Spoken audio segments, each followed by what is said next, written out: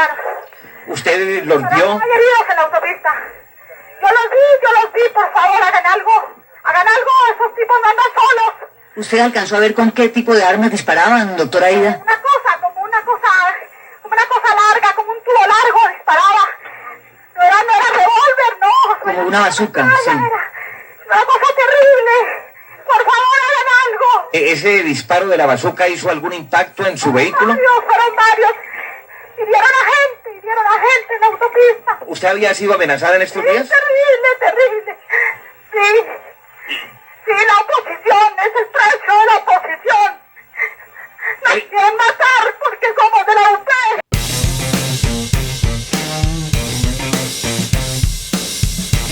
¿Qué video es un anecdotario sobre la esquina más visajosa del norte de Bogotá? Donde Pedro Rangel y Diego González los adentrarán en el fascinante universo de la porno miseria. Comencemos. Buenas noticias y malas noticias. ¿Con cuáles empezamos, Diego? Siempre con las buenas. Tenemos más oyentes que nos preguntan cosas, se nota el interés en el podcast que me parece muy bueno. Conococo y los Okidokis pregunta, ¿qué es zoofilia controlada y necesito mi propio perro para participar? Eso es muy noventero. Zoofilia controlada era un grupo que teníamos, un grupo de punk ultra chatarrero que nunca alcanzamos a hacer mayor cosa, sino casi que ni canciones, pero era el nombre del grupo que al principio se llamaba Zoofilia Controlada y se convirtió en Zoofilia y después se convirtió en ZC, que eran como las dos. Y la productora se llama de esa forma, como un homenaje a esa banda de punk que no podría estar sonando en esta época, Pedrito, justamente por lo que hablamos de la corrección política y creo que en ese sentido en los 90 éramos con un poquito más, había más libertad de expresión, no sé si haya un retroceso en eso.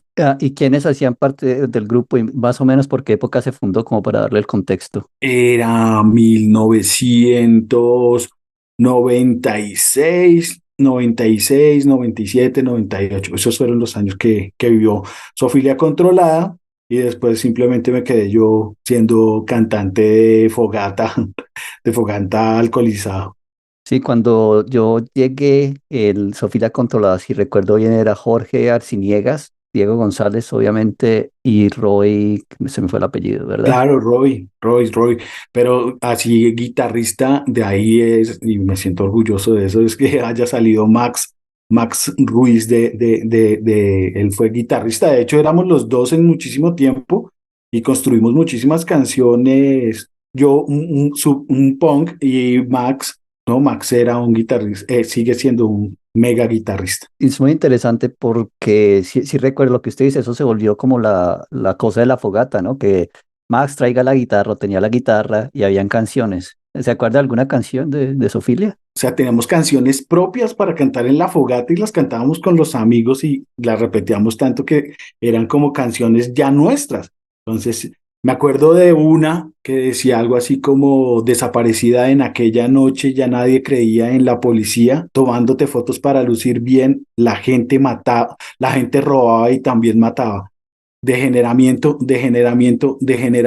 social. Eso decía la canción, que Jorge Arciniega decía: desgeneramiento. Pero esa canción era original de Zoofilia Controlada, porque yo la escuché, pero siempre tuve la impresión que era como Rodrigo D. No, claro, era la influencia de Rodrigo D. Y era la influencia, si usted, eso es realmente la copia de Soledad Criminal de las 1280 almas. La otra que yo recuerdo mucho era Juancho. ¿Te acuerdas de esa canción? Claro, no te mates, Juancho, no te vayas a matar. Del cajón saco unas pepas, casi siempre las tomaba, decía esa canción también. Y esa canción es de un muchacho ya que vivía en Cedritos. Lo último que tengo, eso me lo envió justamente Max, me dijo, hace como 20 días me dijo: Diego, ¿qué cree? ¿Usted se acuerda de una canción que tocábamos en las fogatas que hablaba de Juancho, no te mates, no sé qué? Pues estoy grabando con ese man una canción y él no sabía que la canción yo la conocía. Imagínese cómo volaban las canciones, la gente con ganas de hacer, es lo que hablábamos antes de comenzar a grabar, que es las ganas de hacer cosas, termina dando algún tipo de fruto. Era muy underground todo. Cuando yo llegué al combo, digamos, ya Sofía Controlada estaba armada y como yo no tenía ningún talento musical, yo era más como el integrante de relleno. Como una groupie. El groupie. Era el groupie de Sofía Controlada, el único groupie. Era el groupie de Jorge. Sí, y rarísimo, porque además que en todas las fogatas, pues en las fogatas era bastante gente, eran 20, pero realmente el único que tocaba era Max y el único que cantaba. Yo cantaba y mal. Eso parecía una banda de ska al final, porque eran como 30 personas, pero nadie hacía nada. Nadie hacía nada, nadie hacía nada. Una bandita del barrio, muy divertido. Bueno, entonces ahí le decimos a Gonococo y los Okidokis que no hay necesidad de traer su propio perro, que no sé qué se está imaginando que era Sofía Controlada, pero por favor, que, que por favor busque ayuda. Sí, por favor, por favor. Hablando de zoofilia, ¿usted se acuerda que nosotros tuvimos, bueno, en mi casa había perros dálmata? Amadeus y Emily. Emily, el fin de Emily es en manos de un zoofílico. No, no. Sí, sí, sí, yo ya no vivía en Colombia, la perra se pierde. Y resulta que cerca a la casa en Villas del Mediterráneo, un tipo tenía un montón de perros y animales y no sé qué tal cosa, la perra resultó ahí. Uf, hermano, como el tipo no controló la zoofilia. Era zoofilia incontrolada, incontrolable. A mí me escribió la Fedra 233 de nuevo. ¿Qué cuenta la Federa? Entonces me dice, Garbimba, me gustó lo de las groserías bogotanas, no se las dé de importante y hable más. Entonces, siguiendo el consejo y para no perder a nuestro oyente, ¿usted podría explicarles a nuestros oyentes qué significa o qué significaba o si sigue utilizando la palabra zunga? Claro, la palabra zunga se usaba mucho en Bogotá para hablar de mujeres de la vida alegre, pero era una palabra divertida para referirse a las chicas que eran como de la vida alegre y como degeneradas, ¿sí? Entonces uno decía, no, esta es mucha zunga, ¿sí? Para decir como esta, si esta se lo da a todo el mundo, esa se lo pone a cualquiera, ¿no? Y suripanta, entonces es como igual. Una cuestión que tiene el español bogotano es que es muy colorido. Entonces uno intenta buscar no necesariamente la palabra que mejor adapta, sino la palabra que suena como más rara, como más ecléctica para decir algo. Entonces, pues además que habían tantas zungas que uno necesitaba más palabras para determinarlas, porque siempre diciendo zunga, no, pues uno necesita algo nuevo. Entonces está la suripanta, ¿no? La suripanta es otra zunga. Pero hay una diferencia técnica entre la zunga y la suripanta. ¿Cuál es el? La zunga va a las fiestas y lo tiende a dar fácil, pero la suripanta es la que como que se lo da a oler a usted y lo tiene ahí, lo está calentando a todo el tiempo y cuando llega el momento de la acción se pierde, desaparece o Sí, desaparece. Perfecto, entonces ahí ya tenemos otras dos expresiones muy bogotanas para la Federa 233 y seguiremos, para mantenerla, seguiremos haciendo este tipo de recorridos por nuestro léxico. y que la Federa nos comente si ella era zunga, suripanta o cuál era su denominación. Estaba pensando lo que pasaba en nuestros colegios y cómo eran esas bromas de esa época. ¿Usted cuáles eran las bromas, las más pasadas que vio? Bueno, una de las más pasadas, que de hecho es una historia que usted hace parte ahí, y pues no es de colegio, pero usted de pronto se acuerda de esta anécdota, usted está saliendo con una zunga, pero en ese momento que usted está saliendo con ella, usted no sabe que ella es zunga, usted piensa que es una niña bien y muy de su casa, y un día estamos, creo que en la casa de Max, hablando paja, y otro muchacho que era Skate, que no me acuerdo el nombre, llega y empieza a contar que él también está saliendo con una muchacha y Sí. empieza a hablar de la novia de él y usted empieza a hablar de la novia suya y se dan cuenta que es la misma novia. Me parece que se llamaba Alex, no recuerdo. No, Oscar Bautista. Oscar Bautista, sí. Sí, y la muchacha, ¿se acuerda del nombre? No, no, no, pero sí, sí me acuerdo perfectamente, pero pero lo vamos a mantener como en oculto. Bueno, de nuevo, esas son cosas de juventud, ¿no? Eso la gente, uno está en una etapa diferente, lógicamente. Totalmente. Sí, pero sí me acuerdo de la historia y no solamente fuimos dos novios en ese momento que coincidimos, sino llegó un tercero. Sí, ¿quién era? No me acordaba de esa parte. No me acuerdo quién era el tercero y todos coincidimos ahí, quedamos así como, pero ¿cómo tiene tanto tiempo esta muchacha? Y la historia va a que por alguna razón pasa una rata bogotana, ¿sí? Que esto es común, pues Bogotá es una ciudad grande, hay ratas por todo lado. Animalito, un Animal, mamífero. sí. Y pues sí, cuando uno dice rata de dos patas para referirse a cuando es un hombre que es una rata o una mujer que es una rata. No, esta era una rata animal, rata de cuatro patas. Y lo que nunca pasa, que es que alguien tenía una piedra y se la tiró a la rata. Eso la rata siempre las esquiva, pero lo que nunca pasó que la piedra preciso le da en la cabeza a la rata. Pasaron varias cosas en ese momento. Le pegan una pedrada a la rata salta y otra cosa, nadie le da una patada en el aire a una rata. Le pegaron una patada,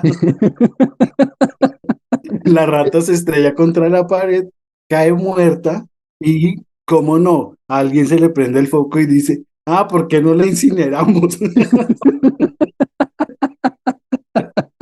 Y la cosa se iba volviendo cada vez más grotesca. Entonces la rata incinerada termina dentro de una botella y le echan tinta china a la botella, la incineran ahí dentro y entonces, ¿cómo vamos a pagar esto? Pues orine usted, orine. Y el caso es que bueno, ¿y qué hacemos con este frasco? Compremos un papel regalo.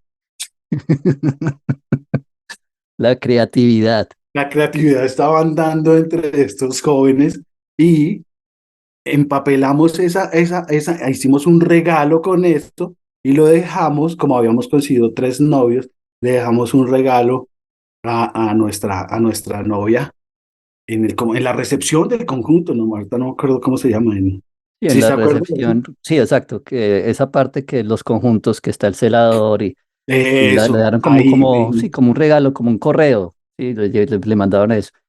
Pues esa es una de las bromas que recuerdo, sí. sí, totalmente, totalmente, no, muy divertida, muy divertida.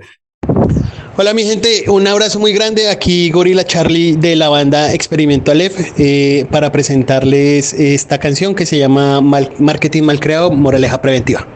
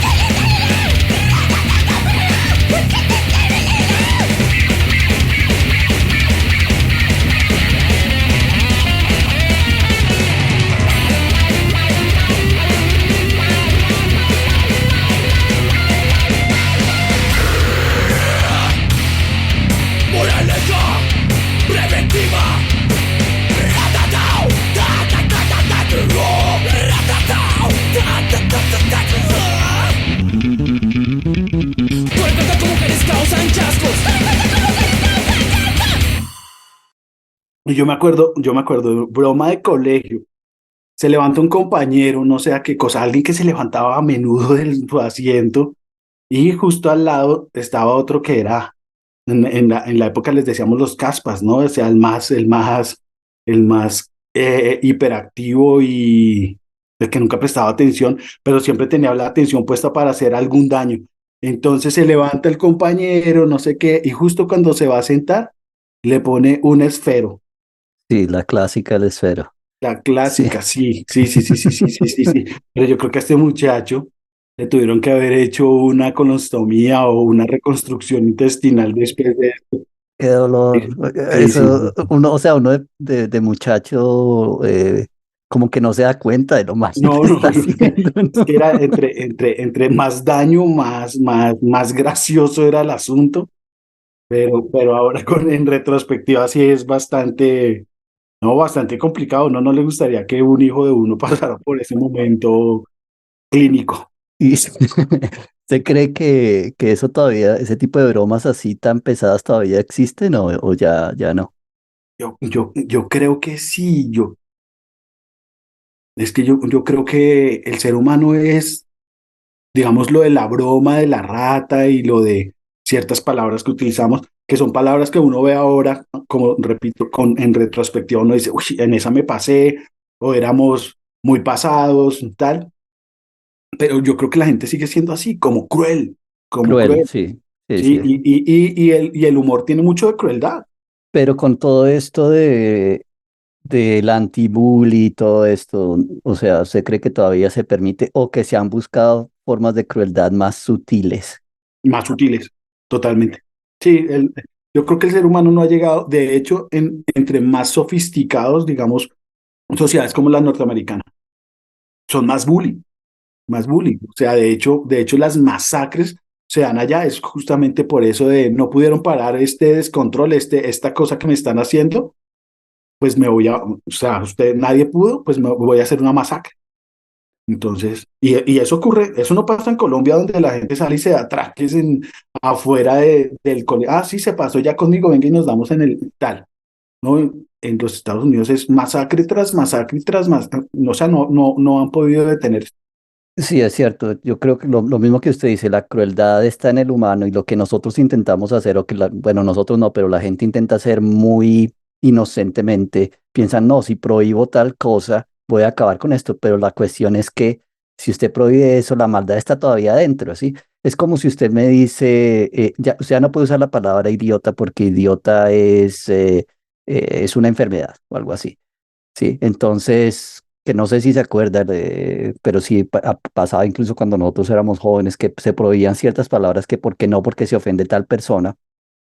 Y lo que termina pasando es que la nueva palabra que se supone que reemplaza esa palabra también se vuelve una ofensa. Entonces usted en lugar de decir idiota, dice retardado. Totalmente. En un tiempo esa era supuestamente la palabra adecuada para usar a esta gente.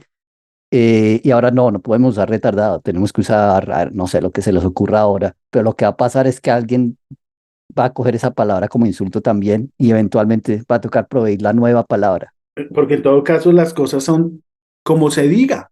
Si usted utiliza una palabra de forma irónica, le está dando esa función, le está dando esa utilidad. Si a usted le dicen, no, venga, venga, porque a salga con este man porque usted es diverso.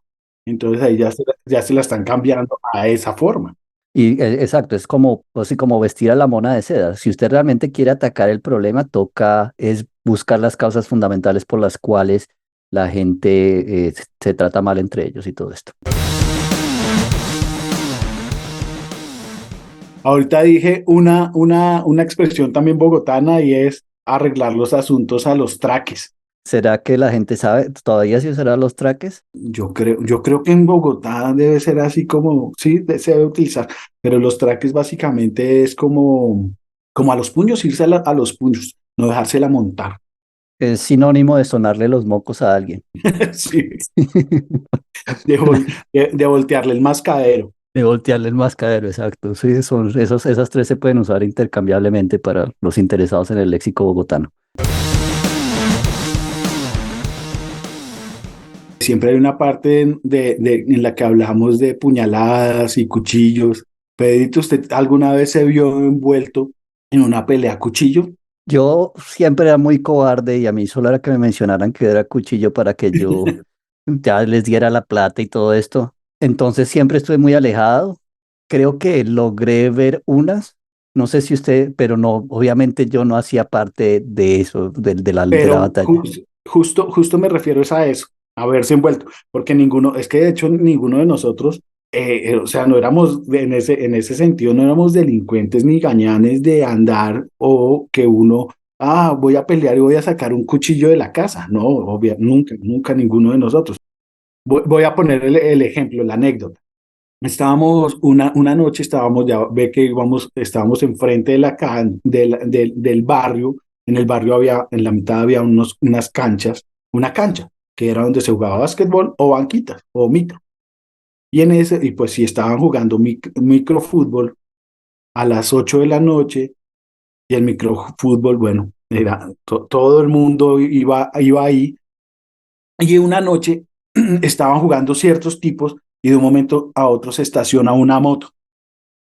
Se estaciona la moto, se baja un tipo y le increpa a otro. No sé. Y de un momento a otro saca un cuchillo y se lo comienza a tirar. Le comienza a lanzar a asestar las puñaladas, que no le asestan, creo que una en una mano. Pero nosotros, pues, ese tipo de cosas, a pesar de que sí era un barrio violento, pero casi, o sea, no se veía, se sabía que pasaban cosas, pero no se veía eso, hasta cuando aparecía esto, y entonces era verse uno ahí envuelto, viendo la acción de primera mano. Eso fue una de las cosas que yo vi. Usted no se acuerda otra. Venimos de una fiesta, y usted no se acuerda de alguien el que le decían el jabón. No, no me suena.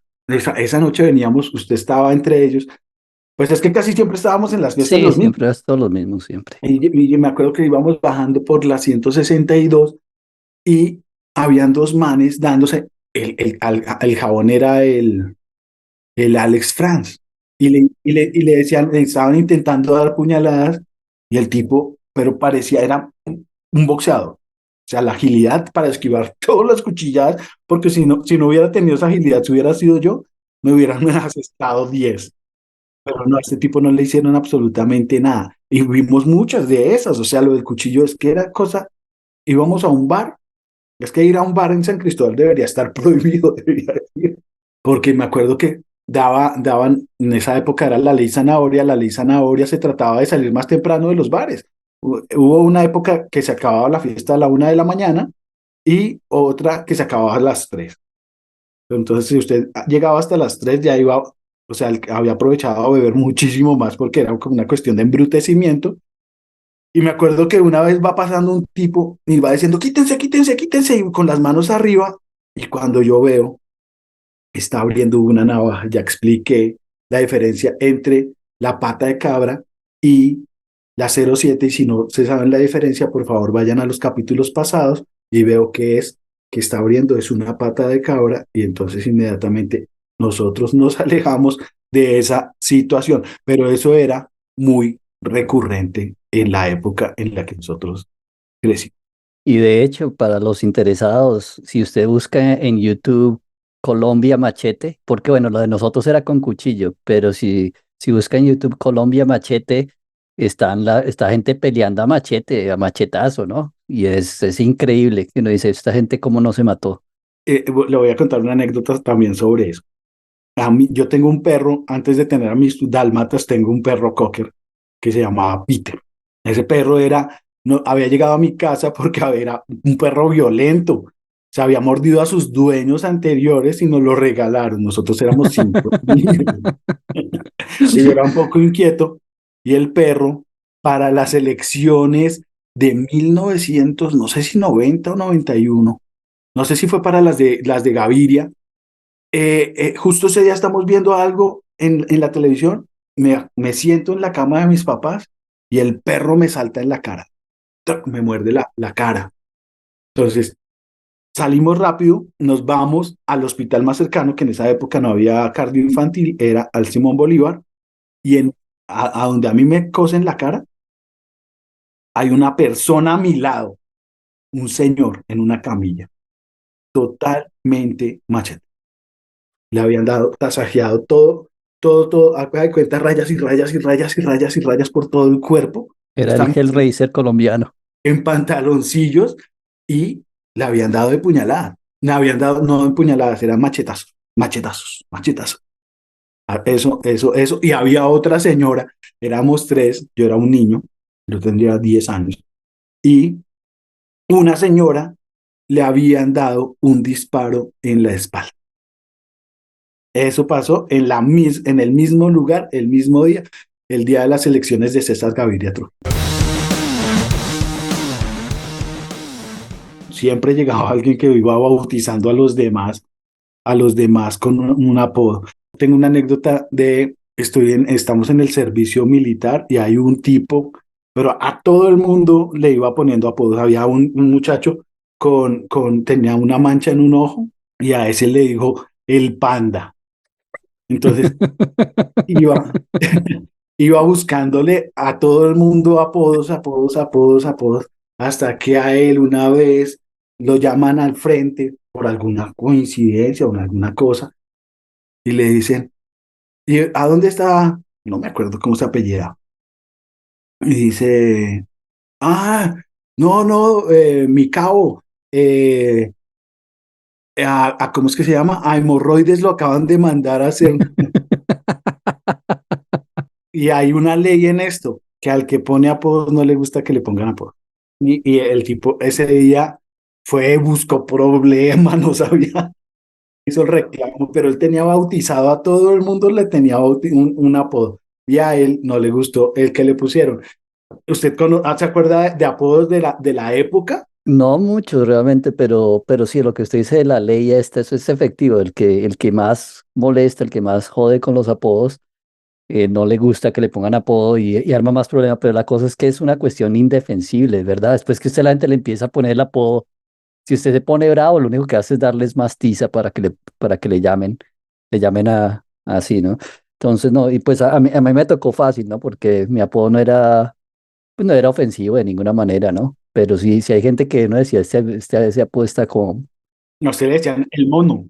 sí, el mono, entonces era fácil, ¿no? El mono es como en México, es la misma figura del güero.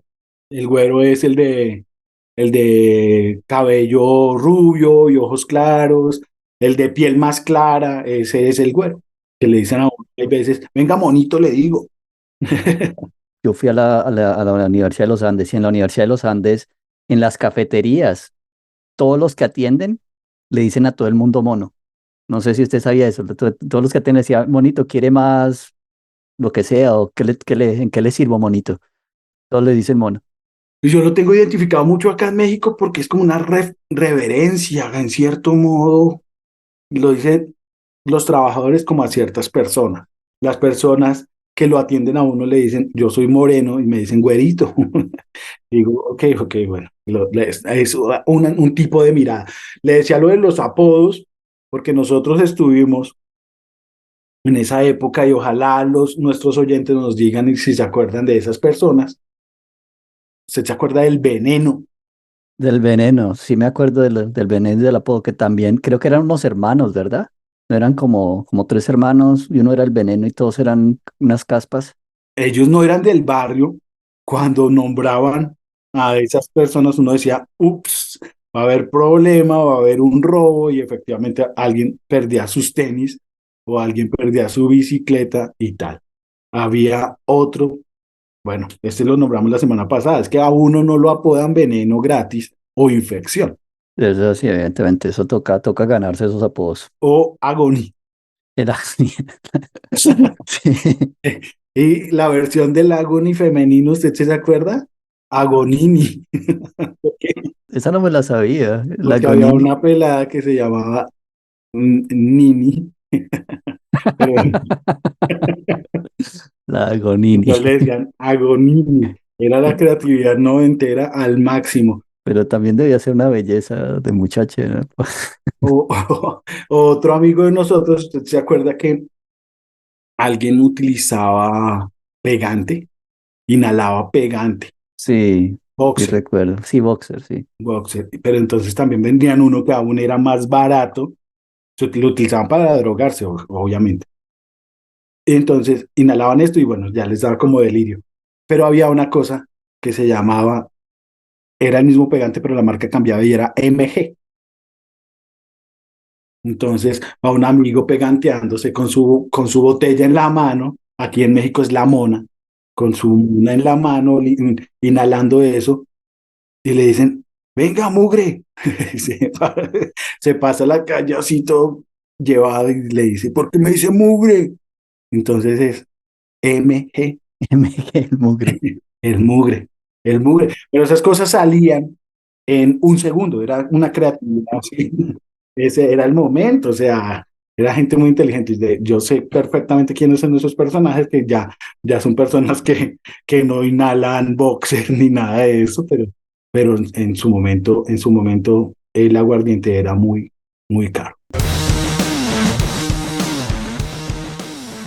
Los apodos son una cuestión muy interesante y valdría la pena también escuchar comentarios de los oyentes, a ver que nos digan qué apodos habían. Claro, la idea es justamente, yo cuento todo este tipo de cosas y si nuestros oyentes nos pueden mandar un audio, alguna anécdota de esa época que ellos se acuerden de lo más pasado que vieron o de esas peleas del barrio, es una invitación. Yo cuento lo que se me ocurre, no quiero que gire solo en como en mí, sino que es justamente vincular a todos los oyentes a que revivan sus anécdotas ponzoñosas y le den vida al barrio, a la historia de la esquina. Como les dije, la esquina que nos tocó a nosotros era la más peligrosa del norte, pero no creo que haya sido muy diferente a las otras esquinas de ese mismo norte.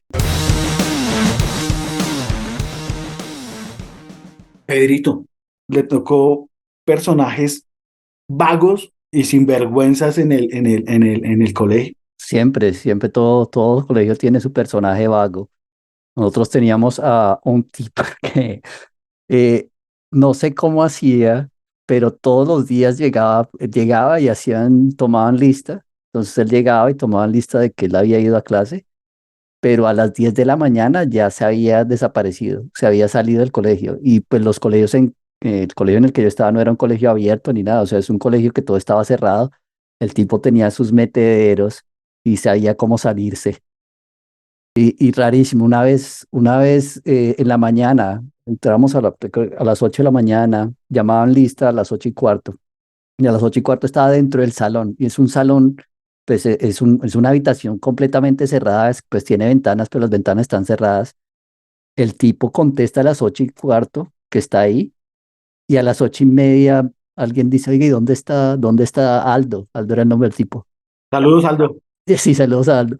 Aldo ya no estaba, hermano, y todos decían, pero ¿cómo se salió si esta vaina no tiene las ventanas están altas? ¿Cómo carajo se salió este tipo? Nunca supimos, hermano, pero tenía... Un tipo que había nacido para fugarse.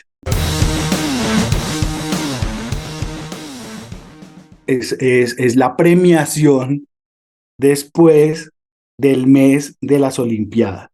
Tan. Entonces están pasando. Obviamente a mí no me iban a pasar nunca porque no participaba en las Olimpiadas, nunca participé. Entonces a mí, entonces ya comienzan a llamar a la gente en medio de una reunión de todo el colegio, todos los escuadrones formados, todos los cursos, entonces comienzan a llamar salón por salón, tal cosa, Gómez tal, todas las personas. ¿No? No. Y había uno a mi lado que se apellidaba o se llamaba Morris, no recuerdo. Entonces yo comienzo a aplaudir, bien, Morris, bien, bien, bien, bien por Morris. Y en ese momento toda la gente con una bolita de fuego comienza a aplaudirle a Morris. Bravo, bravo, bravo, bravo. Y Morris va a recibir su medalla delante de toda la gente.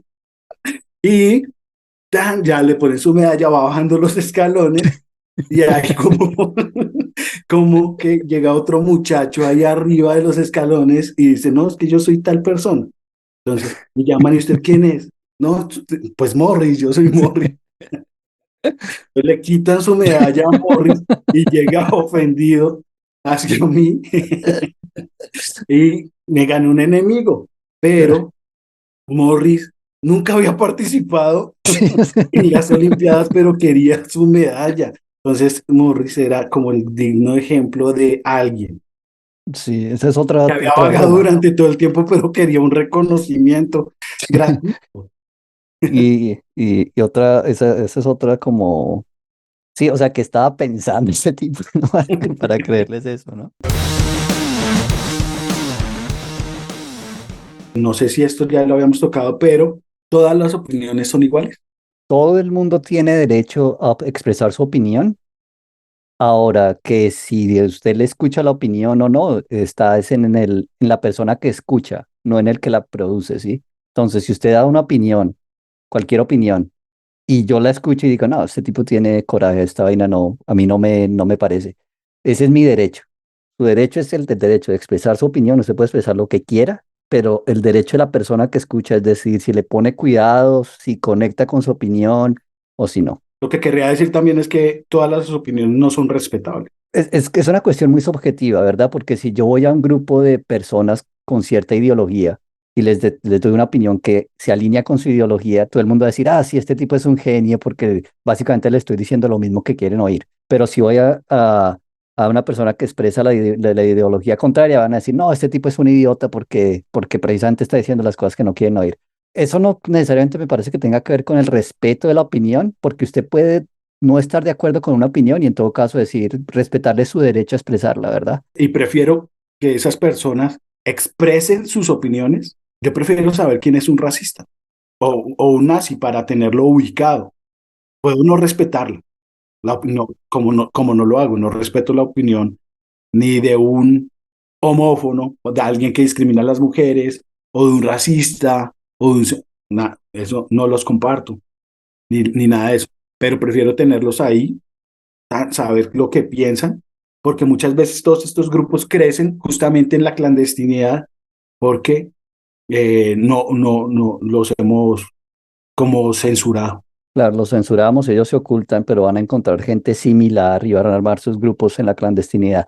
Cuando digo que yo respeto todas las opiniones, me refiero a que respeto el derecho de gente a El derecho opinar, a la expresión, sí, perfecto. pero obviamente no estoy, por lógico, no puede estar de acuerdo con todas las opiniones porque por cada opinión va a haber el que opina completamente lo contrario. Entonces, ¿cuál va a decidir usted, verdad? Claro. Y entonces, en esta misma línea, todas las opiniones tienen el mismo peso.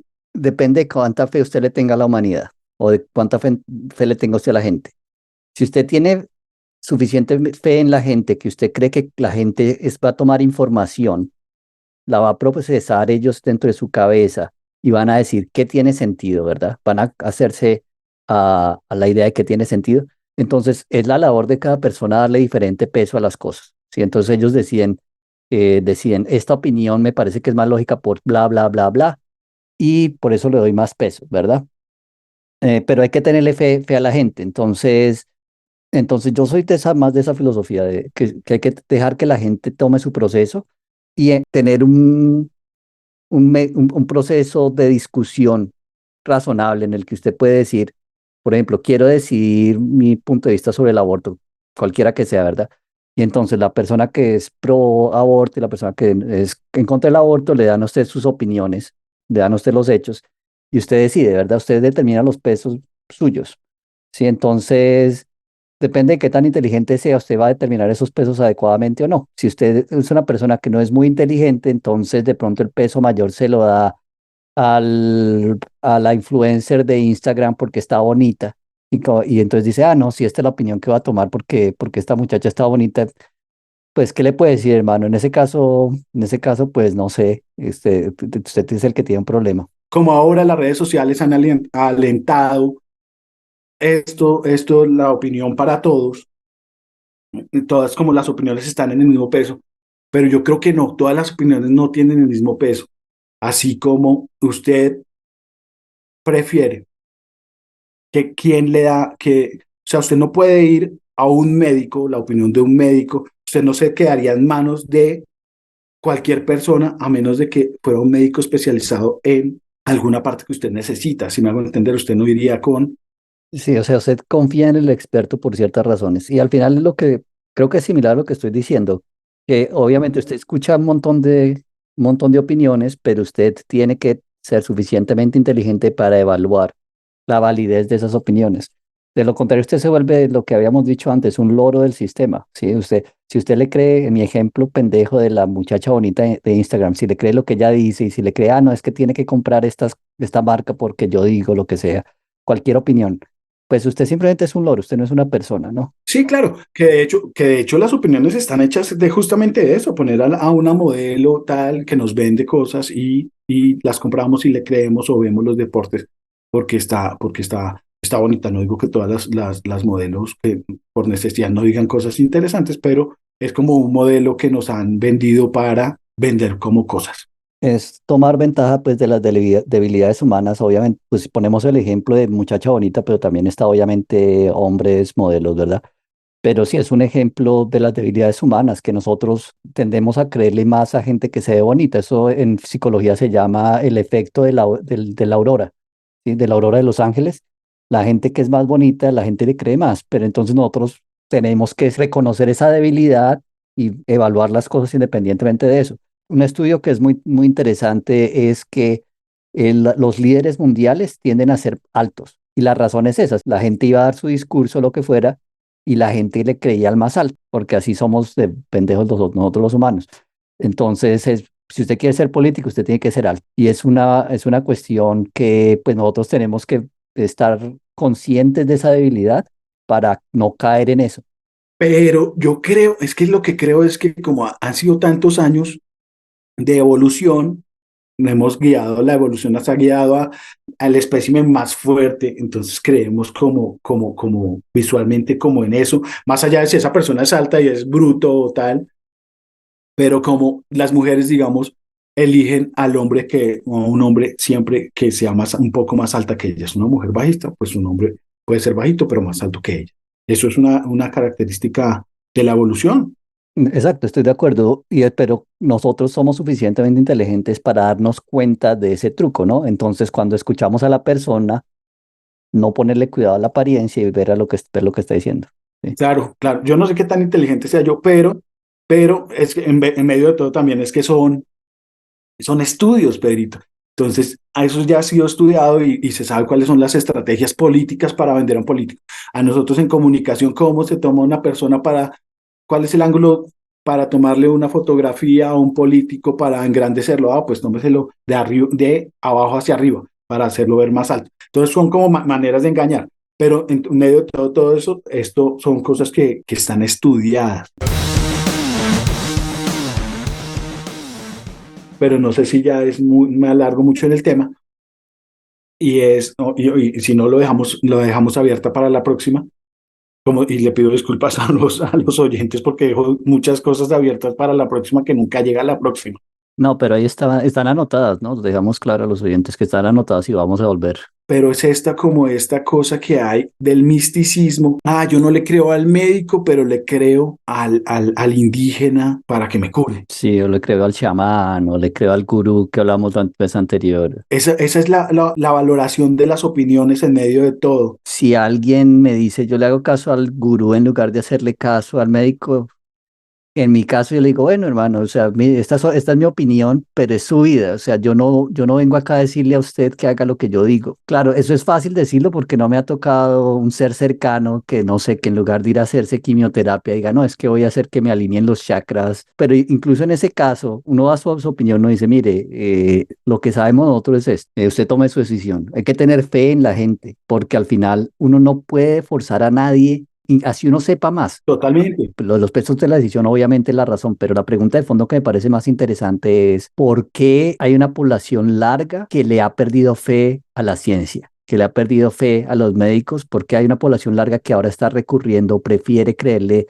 al chamán o, sí, o al indígena? O sea, ¿qué ha pasado para que una persona racional diga, ¿sabe qué? Ya no le creo al médico. Le respondo a esa de lo que yo creo que pasa, y es que estamos viviendo en la era de la ignorancia, en donde cualquiera sale y dice cualquier disparate y le creemos, y esa persona tiene un sinnúmero de seguidores y tal cosa solamente porque omite opiniones y pueden ser de cualquiera sin pensarlas, sin tener un argumento de fondo, sin tener datos de fondo, sino es la que dice, y como el tipo tiene ciertas cosas o la desfachatez, Entonces eso da muchos seguidores. Y lo otro, se lo decía, lo del chamán, es que mucha gente va a estos indígenas o estos, sí, personas que a través de la planta curativa y tal, pero se nos olvida que el promedio de vida de los indígenas por medio de sus medicinas era de 30 años, y con la ciencia y la medicina con la que hemos llegado, el promedio de la humanidad es el promedio más largo en este momento, en este periodo de la historia. Claro, ahí usted produce esta opinión que es un argumento de por qué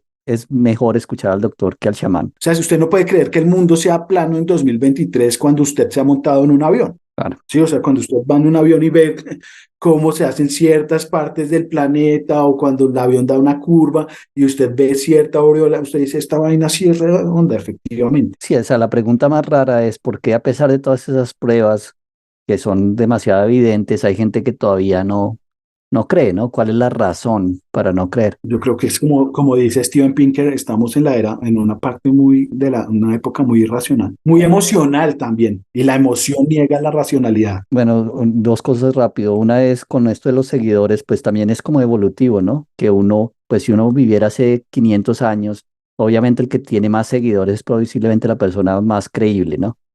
Pero ahora, pues con estos números de seguidores que son, pues son ridículos, millones de seguidores, es difícil empezar a hacerse una idea de verdad, primero de si son seguidores de verdad, ¿no? O sea, antes usted veía una persona y la gente la estaba literalmente siguiendo físicamente, entonces usted veía la manada de gente o lo que sea. Claro, Napoleón, Hitler. Sí, usted ve eso, es un número en la plataforma social, entonces uno no sabe qué significa eso.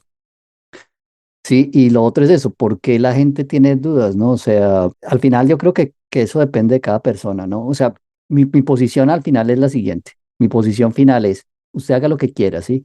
Desde que usted a mí no me venga a decir que no, que yo no tengo que ir al médico, desde que usted a mí no me fuerce a hacer lo que usted hace, yo no lo voy a forzar a usted.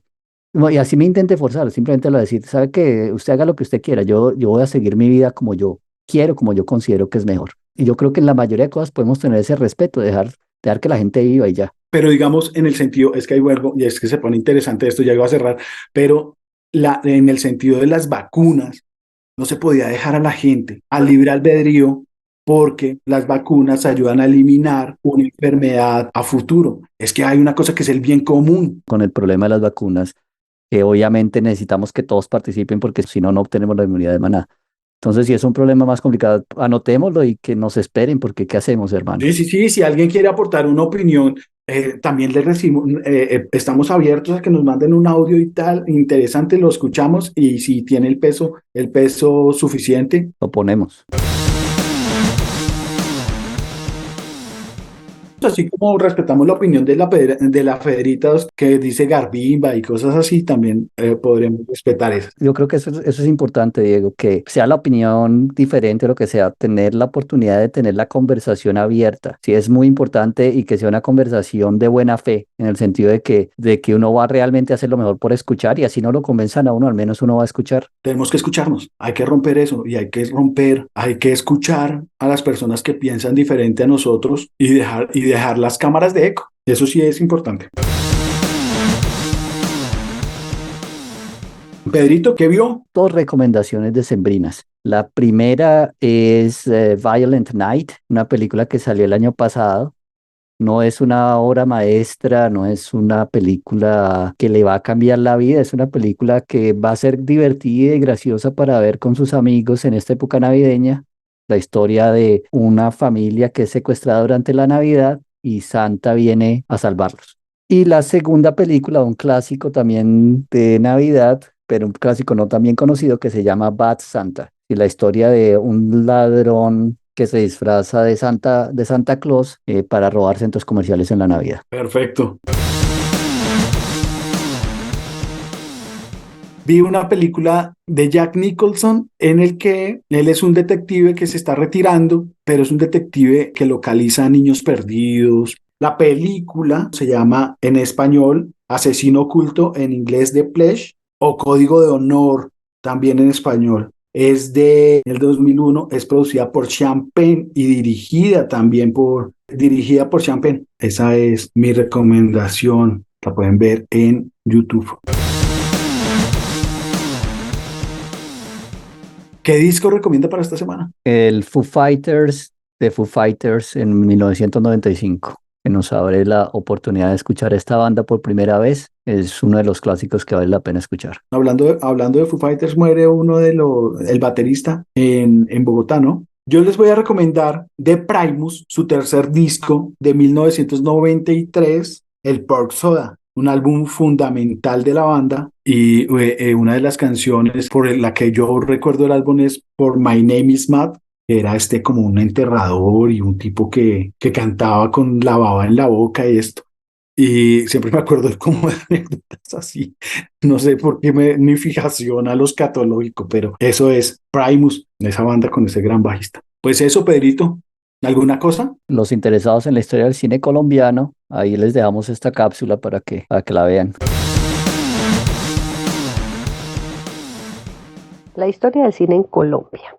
Primera parte. Vamos a ver que esto no difiere mucho de la historia de Colombia misma, es decir, está en medio de guerras, asesinatos, los del primer mundo vienen aquí a lucrarse con estos chipchombianos. Son cosas que cualquier colombiano sabe que han ocurrido y que siguen ocurriendo. Entonces, ahí les va. El cine nace en 1895 por allá en Francia con los hermanos Lumière. Si usted no sabe quiénes son, googlee ahí porque esto es de Colombia.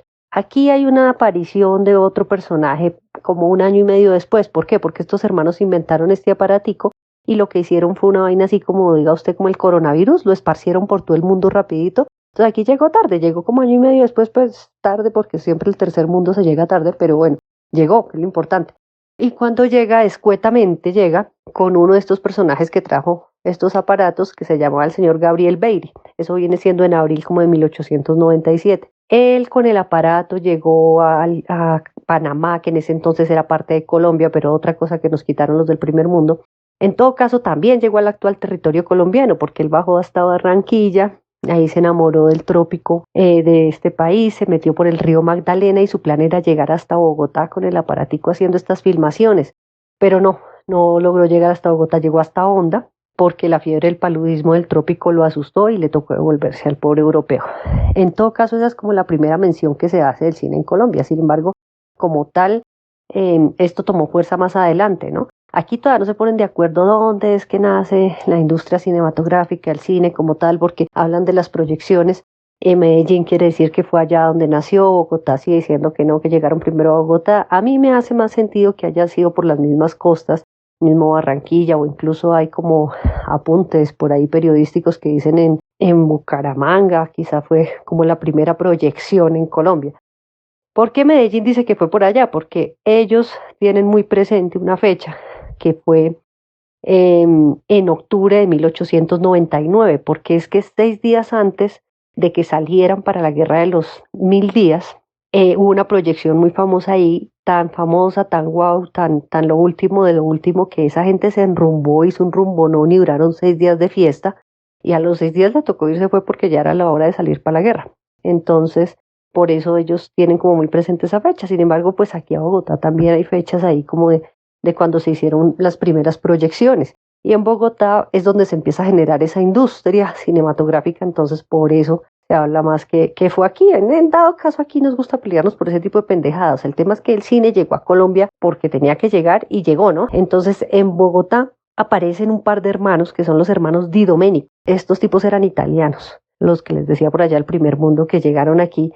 Allá ya eran fotógrafos, los fotógrafos promedio, pero pues aquí llegaron a ser los fotógrafos exitosos, los guau, y traían las cámaras cinematográficas, entonces pues más re guau, esto es una cosa loca para los de Alpargata. Entonces ellos vinieron, también desembarcaron por allá en Panamá, pero resultaron en Bogotá. ¿Cómo llegaron? Bueno, no sé, pero el caso es que llegaron a Bogotá los hermanos Di Domenico y empezaron a usar sus camaritas, ya sabían cómo usarlas y aquí la gente era fascinada con eso, entonces ellos salieron a filmar, empezaron a filmar procesiones, graduaciones, eventos sociales de la capital y pues lo interesante de ellos es que no solo los filmaban, sino que ellos la hicieron bien, filmaban por la mañana, se llevaban todas sus cintas al laboratorio y en el transcurso de la tarde revelaban todo esto y por la noche proyectaban, entonces casi que esos fueron los primeros noticieros también de por acá. La gente, imagínese, ir a ver si Bogotá en ese entonces eso era como un pueblo, entonces eso, ir a ver las proyecciones era todo un evento, ir a ver que, uy, que yo estuve ahí, que en la graduación, que quién más estuvo, que cómo iba vestida Pepita. Imagínense el chismononón también. Si no era toda Bogotá, por lo menos una gran mayoría estaban todas las noches mirando estas funciones de los hermanos Di Domenico. Entonces eso hizo pues que su negocio obviamente creciera, de tal forma que empiezan a generar esta industria, ¿no? Empiezan a hacer también largometrajes, empiezan a hacer otro tipo de documentales y cada vez esto va creciendo más hasta que ellos logran formar la Sociedad Industrial Cinematográfica Latinoamericana, SICLA, que después del tiempo fue comprada por otra gente ahí y es la actual Cine Colombia, ¿sí? De los hermanos Di Domenico está el drama del 15 de octubre. Esto pasó en 1914 y fue un boom para el momento porque fue un reportaje fuerte y además que fue verídico del asesinato de un famoso general, un caudillo liberal, el general Uribe Uribe. Los hermanos Di Domenico hicieron este reportaje y yo no sé cómo les ocurrió a estos manes, pero se fueron a buscar los asesinos del man. Se fueron y los sacaron de la cárcel y los convencieron de ser pues los actores de su reportaje y recrearon el asesinato mismo. O sea, fue una vaina loca, yo no sé ahí cómo les ocurrió esa cosa. Incluso ellos tenían pensado como proyectarla con los asesinos pidiendo perdón, pero no. Cuando finalmente logran todo el montaje y se ve qué es lo que están haciendo, la misma, no les permiten publicar eso. Digamos que las censuras no existían, pero ahí nace la censura también en Colombia, no les permiten proyectar eso. Entonces, bueno, voy a dejarlo hasta aquí porque la cosa no quiero que se alargue y se aburran. Y bueno, vamos a terminar cada cápsula recomendando algo de cine colombiano. Y si vamos a hablar de historia y de los inicios, ¿por qué no ver algo de eso, no? Búsquese por ahí, creo que según datos por ahí me dicen que en YouTube se encuentra la tragedia del silencio de los hermanos Acevedo y se va empapando de qué es lo que vamos a hablar en la próxima capsulita. Ahí le dejo el dato. La tragedia del silencio de los hermanos Acevedo es un gran montaje que vale la pena, reconocer el trabajo que lograron en sus inicios estos cinematógrafos que sí fueron 100% colombianos. Entonces ahí les dejo el dato para que queden picados para la próxima cápsula. Chao, chao. Como todas las semanas, nos despedimos y para quien esté pasando por días de oscuridad, no desfallezcan, siempre sale la luz. Esto fue ¿Qué video? Escúchenos cuando tenga tiempo. Y si nos quiere apoyar, hágalo sin mente. ¿Qué video? Es una producción de Zoofilia Controlada. Música y mezcla del maestro Maximiliano Ruiz. Idea y conducción, Pedro Rangel y Diego González. Gracias por escuchar.